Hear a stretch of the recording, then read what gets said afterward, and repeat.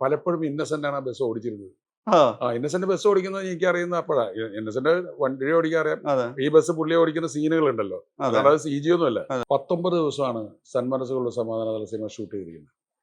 19 days ആലോചിച്ച് നോക്കൂ. ഇന്നൊരു സോങ്ങും ഒരു 2-3 സീക്വൻസ് എടുത്ത 19 ദിവസം കഴിഞ്ഞു 19 അല്ലേ? ദിവസമായി.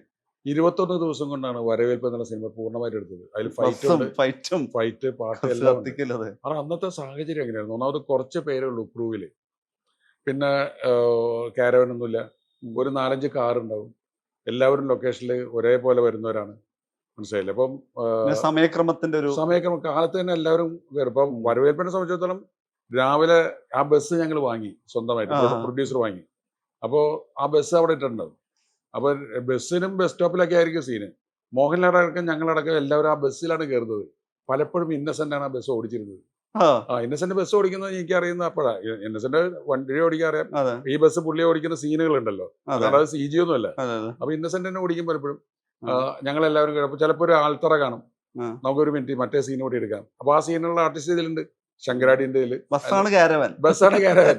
അവിടെ വെച്ച് ഷൂട്ട് ചെയ്യും. അങ്ങനെയുള്ള ഒരു വർക്കാണ് അത്. അതിലും ഒരു സ്ട്രെയിനോ കഷ്ടപ്പാടോ ഒന്നും ഫീൽ ചെയ്യിപ്പിച്ചിട്ടില്ല.